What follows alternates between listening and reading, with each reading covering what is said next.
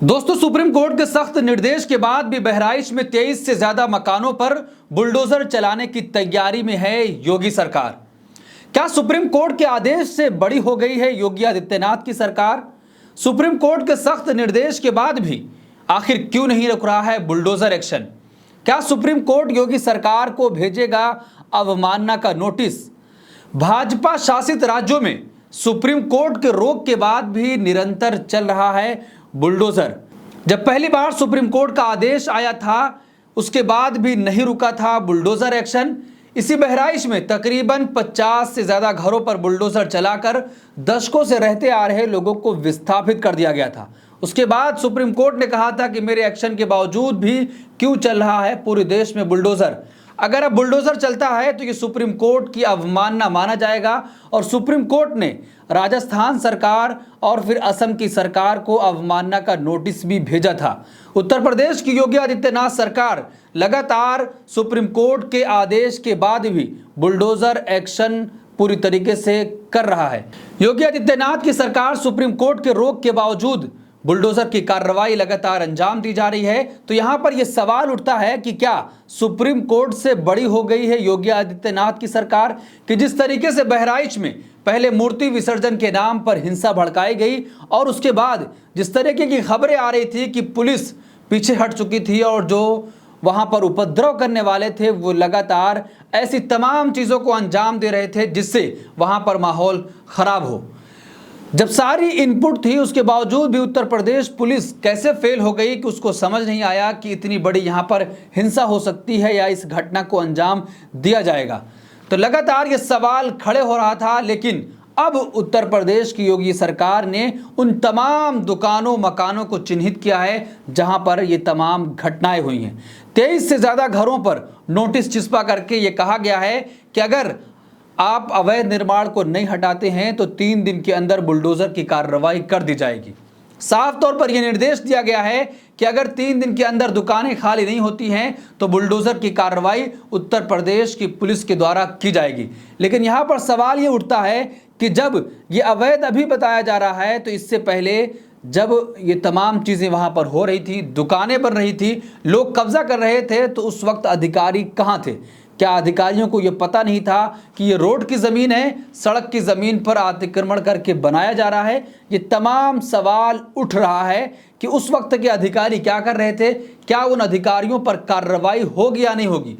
क्योंकि supreme court का सख्त निर्देश है कि मेरे आदेश के बाद देश में कहीं भी बुलडोजर नहीं चलना चाहिए। हम इसके लिए एक SOP भी तैयार कर रहे हैं और पूरे देश के लिए वो गाइडलाइन होगी। सुप्रीम कोर्ट ने अपने आदेश में ये भी कहा था कि हम किसी भी घर के महिलाओं और बच्चों को सड़कों पर नहीं देख सकते हैं। अगर हमारे आदेश के रोक के बावजूद भी कहीं की भी सरकार अगर बुलडोजर चलाती है तो जितना भी नुकसान होगा पीड़ित परिवार को हम उससे लेकर देंगे। तब सवाल यहीं पर यह होता है कि एक तरफ सुप्रीम कोर्ट का ये आदेश और दूसरी तरफ उत्तर प्रदेश की योगी आदित्यनाथ की सरकार जो नोटिस चिपका कर रही है, क्या उसके बाद जिस तरीके की बुलडोजर कार्रवाई करने की बात की जा रही है, क्या उस पर सुप्रीम कोर्ट सो मोटो नोटिस लेगा या उस पर रोक लगाएगा या उस पर सुनवाई होगी या नहीं होगी, या फिर सुप्रीम कोर्ट का एक मजाक बनकर रह गया है? देखिए, बहराइच हिंसा बुलडोजर एक्शन से पहले ही खाली होने लगी दुकानें, गाड़ियों में भरकर जाने लगा सामान। बहराइच के महाराजगंज उपद्रव मामले में अब्दुल हमीद संग 23 लोगों के घरों पर PWD के अधिकारियों ने शाम को नोटिस चिपका किया। सड़क की जमीन पर कब्जा कर बने अवैध निर्माण को 3 दिनों में हटाने की मोहलत दी गई थी।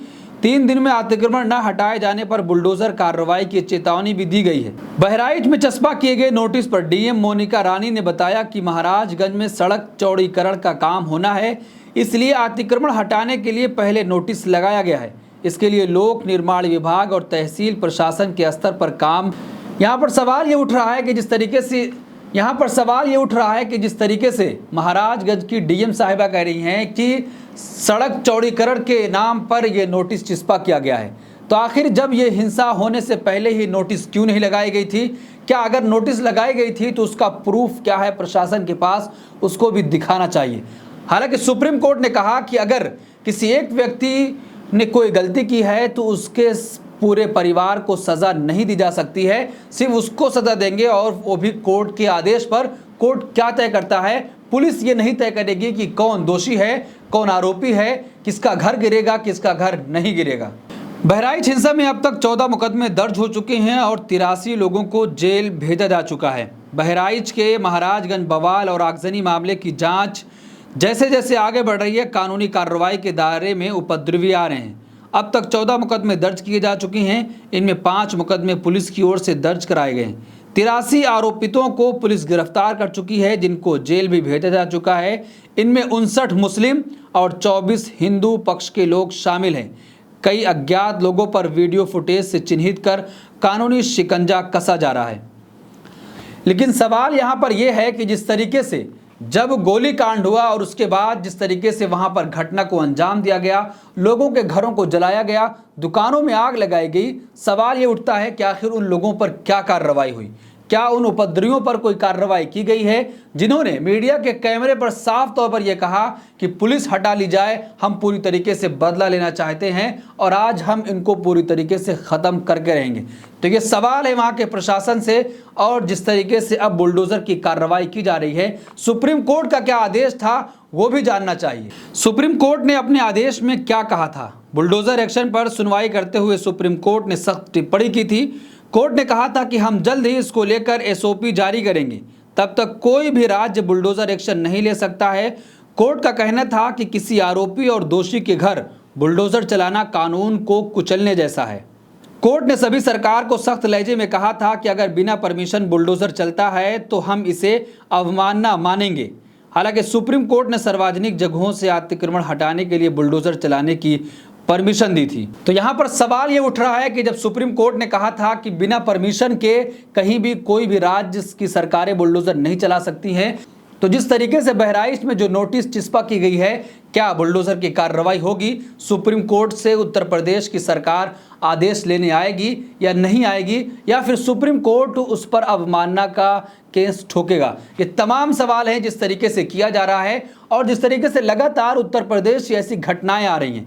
विपक्ष के तमाम नेता ये कह रहे हैं कि उत्तर प्रदेश में उपचुनाव है, जिसको देखते हुए राज्य की सरकार राज्य को पूरी तरीके से ऐसी घटनाओं में धकेलना चाहती है ताकि चुनाव में उसका फ़ायदा उठाया जा सके। आप भी देख रहे होंगे जिस तरीके से उत्तर प्रदेश के मंत्री लगातार ये कह रहे हैं कि अगर कोई ऐसी घटना दी जाती है तो उसकी जवाबी कार्रवाई होगी, पुलिस उस पर ऐसा एक्शन लेगी। लेकिन सवाल यही है कि आखिर देश की अदालतें फिर क्यों हैं? देश की अदालतों पर बड़े बड़े ताले लगा देने चाहिए ताकि वो कभी खुले ही ना। सिर्फ न्याय अगर देने का काम है तो क्या पुलिस ही न्याय देगी? ये तमाम सवाल उठ रहे हैं और उत्तर प्रदेश सरकार पर जिस तरीके से पक्षपात करने का आरोप लगा है, विपक्ष के नेताओं ने साफ तौर पर यह कह दिया कि जिस तरीका का ये एक्शन लिया जा रहा है ये फर्जी इनकाउंटर है और अपने लोगों को खुश करने के लिए तमाम चीज़ें की जा रही हैं। जिस तरीके से भारतीय जनता पार्टी जब उपचुनाव का ऐलान हुआ तो तारीखों को आगे बढ़ाने के लिए भारतीय जनता पार्टी चुनाव आयोग भी पहुंच चुकी है। तो क्या जिस तरीके से राज्य में स्थिति है उसको देखते हुए भारतीय जनता पार्टी को ये डर सता रहा है कि आने वाले उपचुनाव की 9 सीटों पर भी हमारी करारी हार होगी, जिस तरीके से लोकसभा में देखने को मिला था। इस पूरे मामले पर आप क्या सोचते हैं? आपकी क्या राय है कि जिस तरीके से लगातार सुप्रीम कोर्ट के रोक के बावजूद भी बुलडोज़र की कार्रवाई अंजाम दी जा रही है? सुप्रीम कोर्ट ने कहा कि अगर बुलडोज़र चलाना है तो हमसे परमिशन लेना होगा, हमारे बिना परमिशन के बुलडोज़र कहीं भी नहीं चल सकता है। लेकिन उसके बावजूद भी बहराइच में नोटिस लगाया गया है और कहा गया है कि अगर आप खाली नहीं करते हैं तो फिर कठोर कार्रवाई की जाएगी। आपकी क्या राय है? कमेंट बॉक्स अपनी राय ज़रूर दें और ऐसी तमाम खबरों के लिए देखते रहिए देश नीति।